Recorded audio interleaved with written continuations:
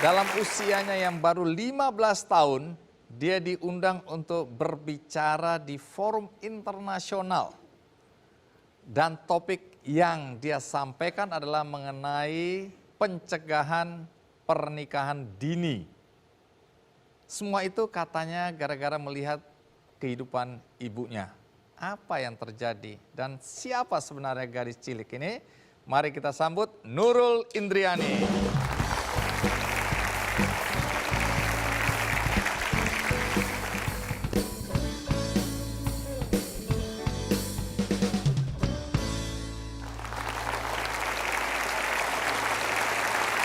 Nurul, jadi kamu berasal dari mana? Dari Grobogan. Grobogan. Di mana itu? Tepatnya itu di Desa Padang, Kecamatan Tanggung Harjo, Kabupaten Grobogan, Jawa Tengah. RT berapa, RW berapa? RT 2, RW 1. Oh ada ya? Iya. Iya, iya. Umur sekarang berapa? Kalau sekarang 19 tahun. 19 tahun. Sudah kerja, kuliah? Kuliah Di mana? di Undip. Sudah menikah? Belum. Akan menikah? Iya akan. Sudah ada jodohnya? Belum. Masih di tangan Tuhan. Nah, Nurul, omong-omong pekerjaan orang tua apa ya? Kalau orang tua tani, bapak tani. Kalau ibu itu di rumah aja ngerawat adik gitu. Baik. Ibu rumah tangga. Nah, kalau dalam catatan saya, Nurul pernah diminta untuk bicara di markas PBB New York. Iya. New York ini? Iya, New York.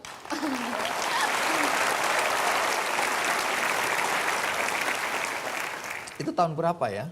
Itu tahun 2012. Jadi umurnya waktu itu betul 15 tahun. Iya, 15 benar. tahun. Iya. Saking ciliknya itu ke New York PBB dan diminta bicara. Iya. Dan dibicarakan mengenai? Mengenai pencegahan pernikahan usia anak.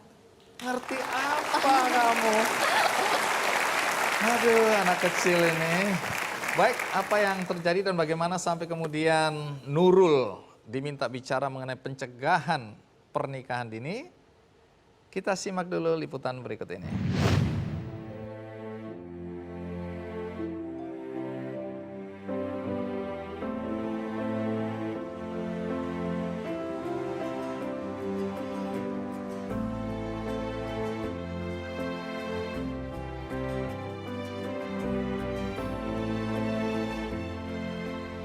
Nurul Indriani memiliki segudang prestasi yang sangat membanggakan. Darah kelahiran Grobogan 17 Mei 1997 ini menaruh perhatian lebih pada masalah pendidikan dan pencegahan pernikahan dini pada anak di lingkungan tempat tinggalnya. Kiprah anak pertama pasangan Pujianto dan Siti Musaadah ini diawali dari keprihatinannya melihat teman-teman perempuannya yang jarang lulus SMP. Karena di kampungnya ini, anak perempuan yang mencapai usia 17 tahun dan belum menikah sudah dianggap sebagai perawan tua.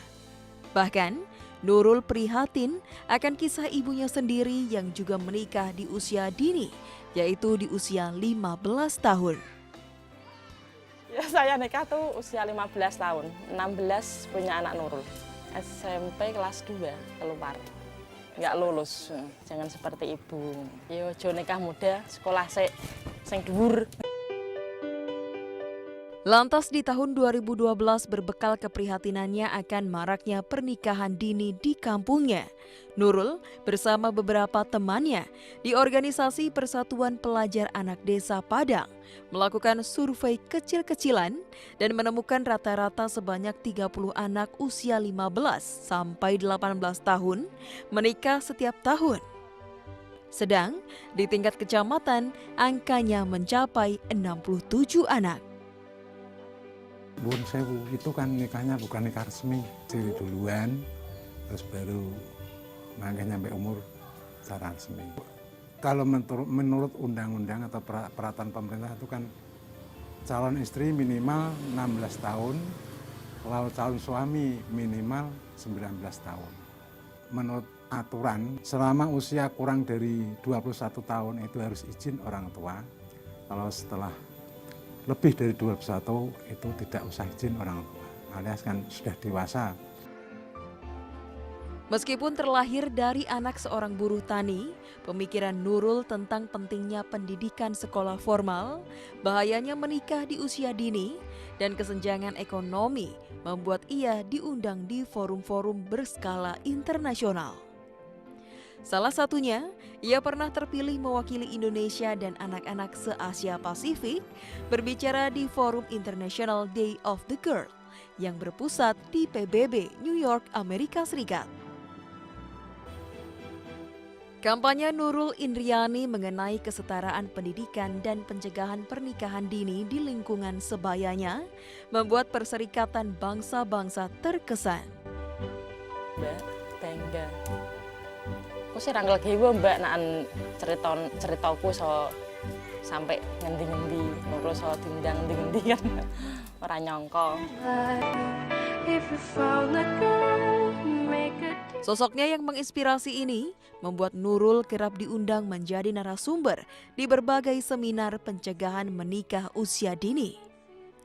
Ia juga berharap aksi kampanyenya ini dapat menginspirasi teman-temannya untuk dapat lebih peduli dengan lingkungan juga pendidikan.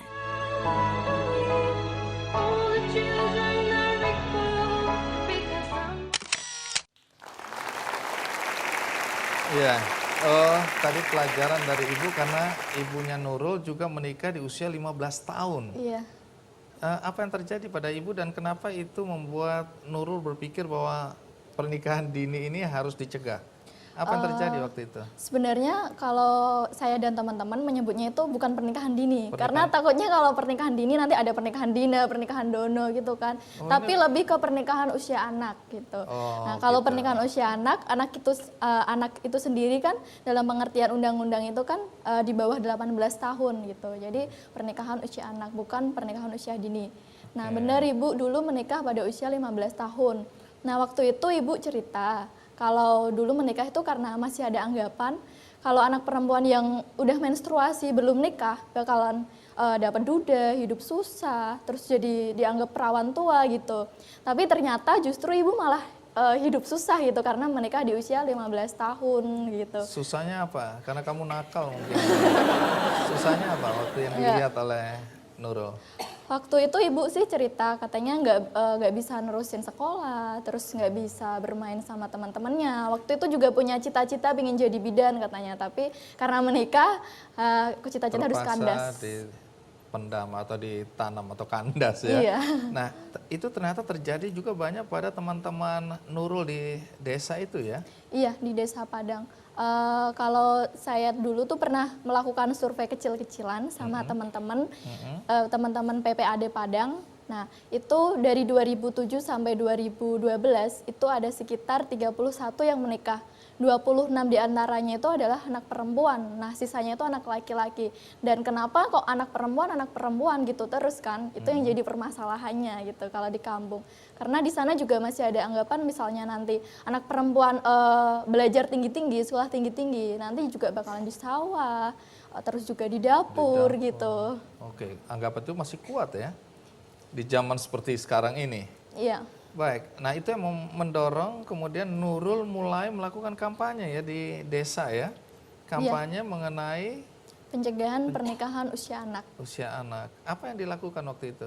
Waktu itu jadi selain melakukan survei karena nggak mungkin kita udah tahu angkanya, tapi kok ya udah kita diemin nggak mungkin. Jadi kita melakukan pencegahan dengan teman-teman juga. Nah waktu itu ada sosialisasi dengan teman sebaya, terus dengan orang tua, dengan pemerintah, dengan tokoh agama juga. Ini anak kecil loh kamu, 15 tahun. Emang kamu didengar? Ya alhamdulillah waktu pertama sih gak didengar gitu karena ya memang masih sama sih anggapannya loh anak kecil kamu bisa apa gitu. Soalnya waktu melakukan survei juga itu juga orang tuanya itu juga nggak mengizinkan gitu karena nggak semuanya itu dipaksa menikah. Tapi beberapa dari mereka itu ada yang kecelakaan karena hamil di luar nikah. Jadi nganggapnya udah nikah itu udah kejadian yang dulu ya udah nggak usah diungkit-ungkit lagi gitu. Oke, jadi ada reaksi waktu itu ya. Tapi nanti belakangan nanti ceritain bagaimana penerimaan masyarakat di sana. Bahkan sampai kemudian bagaimana seorang anak di desa yang tadi disebut Desa Padang, itu berapa kilo dari kota Grobogan? Saya pernah ke Grobogan. Itu berapa kilo ya? Pokoknya itu terletak di paling ujung barat Kabupaten Grobogan. Di perbatasan Kabupaten Grobogan dengan Kabupaten Demak. Baik, ya pokoknya jauh lah ya. Iya, jauh. Ya, susah lah pokoknya ya. Itu browsing lewat Google juga nggak dapat itu ya. Nah, nanti cerita ya bagaimana anak desa kok bisa diminta bicara mengenai ini di forum internasional. Tapi nanti kita lanjutkan. Sekarang kita rehat dulu, ikuti terus Kick Andy. Nurul, nanti menarik cerita, apalagi kemudian Nurul bukan cuma urusan kampanye pencegahan perkawinan usia anak, tetapi juga mulai kampanye mengenai kekerasan dalam rumah tangga. Tapi sebelum sampai di situ, saya teringat ada satu cerita, nggak ada kaitannya dengan Nurul, nggak ada kaitannya dengan topik ini, tentang seorang nenek yang dalam usianya yang sudah relatif tua, lansia, dia pantang mengemis. Jadi mari kita saksikan sama-sama nenek yang luar biasa ini.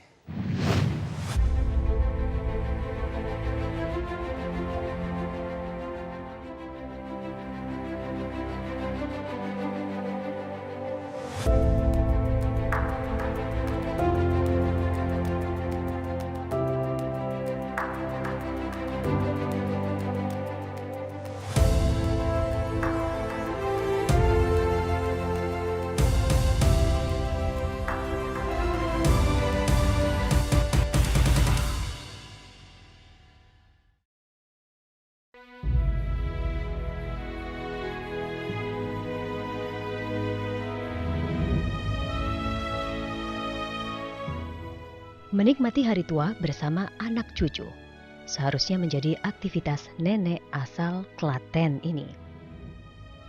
Ialah Mbah Darmi, seorang nenek yang masih berjuang mencari nafkah untuk kelangsungan hidupnya. Sehari-hari, Mbah Darmi menjual jasa sebagai tukang tambal ban di Jalan MT Haryono, Kota Semarang. Meski sudah lanjut usia, jemari keriput Mbah Darmi sangat piawai menyelesaikan pekerjaannya.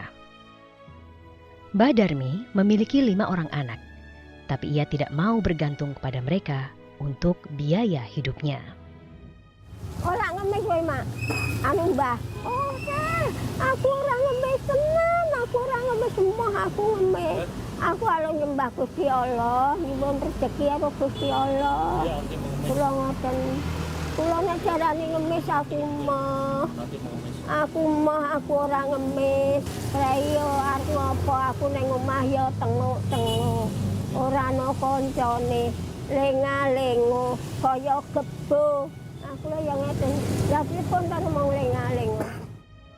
Jika seorang Mbah Darmi masih semangat dalam bekerja, bagaimana dengan kita?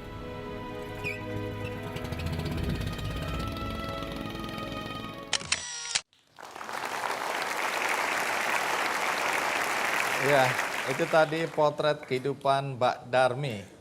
Baik, kembali ke Nurul. Nurul, kenapa kok kamu ikut ngurusin KDRT? Emang kamu pernah merasakan? Mau menikah aja belum tapi ngurusin kekerasan dalam rumah tangga.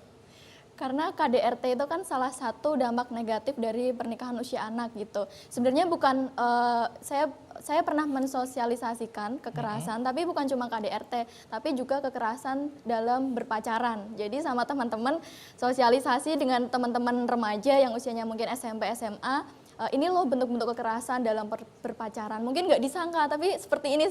Misalnya gitu. apa kekerasan dalam berpacaran? Misalnya dimintain pulsa, itu kekerasan ekonomi atau apa.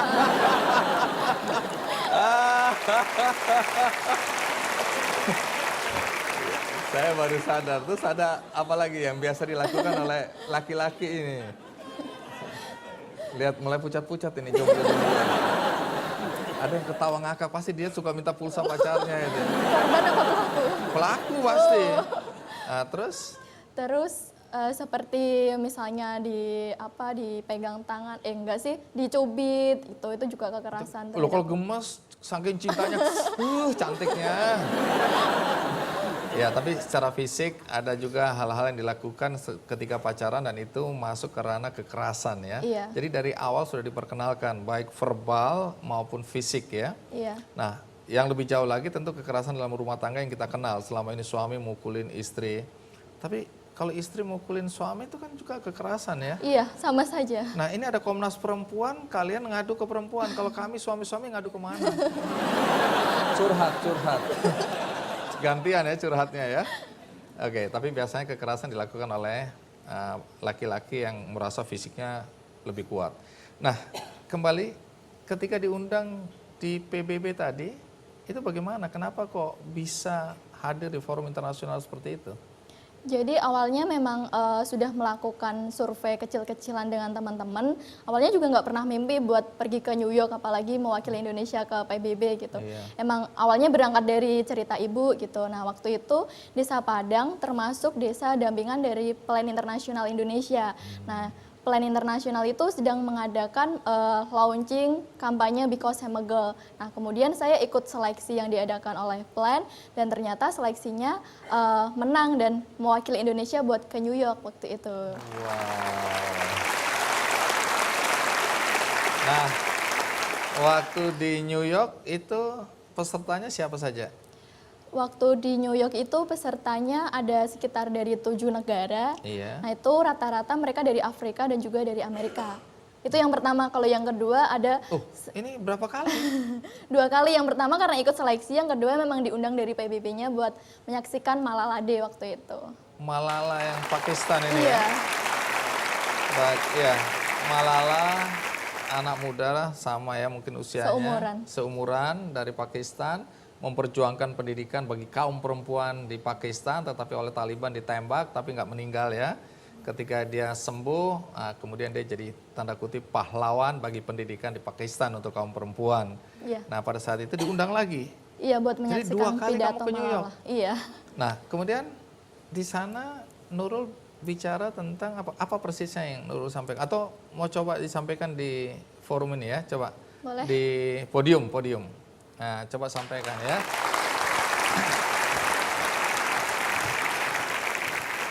Perkenalkan, nama saya Nurul. Saya ingin berbicara tentang pencegahan pernikahan usia anak. Saya sangat bangga dapat mewakili Indonesia untuk berbicara di forum International Day of the Girl yang diadakan oleh PBB di New York pada 11 Oktober 2012. Saya sangat menentang dengan adanya pernikahan usia anak. Mengapa? Karena saya tidak ingin seperti ibu saya yang waktu itu menikah pada usia 15 tahun dan juga melahirkan saya pada waktu 16 tahun. Nah, dari pengalaman ibu tentu banyak sekali dampak negatif dari pernikahan usia anak. Antara lain yaitu kesehatan reproduksi yang masih belum matang, kemudian dari segi ekonomi yang belum tercukupi karena memang ibu saya SMP saja nggak lulus, jadi dia nggak punya keahlian khusus buat dia nantinya bekerja di bidangnya gitu.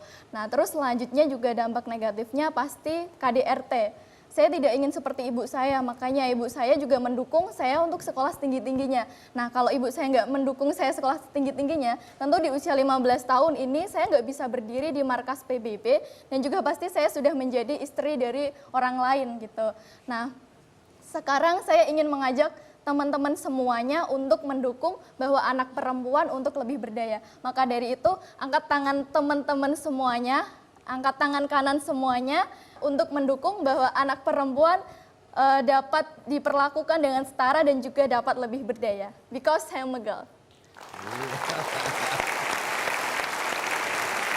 Wah, menarik sekali ya. Ini ingat loh, umurnya masih 15 tahun waktu itu ya. Iya, waktu itu. Dari semua kegiatan yang Nurul lakukan, sudah dapat penghargaan apa aja ya? 2012 dapat penghargaan dari Kementerian Pemberdayaan Perempuan dan Perlindungan Anak. Terus juga kemarin itu 2015 dapat penghargaan dari Gubernur Jawa Tengah. Waktu itu sebagai pemuda pelopor Jawa Tengah. Terus juga barusan kemarin 2016 dapat pemuda pelopor nasional di Palangkaraya dari Kementerian Pemuda Olahraga. Baik, dan saya lihat dalam aktivitas Nurul di desa maupun di beberapa kota itu ada kaitannya dengan anak-anak. Karena itu atas nama Kick Andy Foundation, saya mau kasih buku bacaan untuk anak-anak dan juga bola, karena pasti ada anak laki-laki juga ya. Iya. Baik, ini dia. Wah. Wah, dari Kick Andy Foundation. Nah, ya, waduh harus lompat ini ya. Baik, ini anu aja ya, simbolik aja. Tapi kalau kurang, bola dan buku masih banyak. Oh, gitu. Jadi Boleh kamu minta? Boleh minta. Iya. Baik, Nurul, sekali lagi terima kasih sudah. Terima kasih. Ya, sukses buat kamu. Amin. Berikutnya juga seorang anak muda lahir dengan kondisi ekonomi yang susah, dididik dan dibesarkan oleh seorang ibu karena ibunya adalah single parent atau orang tua tunggal. Tetapi bagaimana anak yang serba kekurangan ini kemudian justru tampil mewakili Indonesia di forum internasional. Jangan kemana-mana, ikuti terus Kick Andy.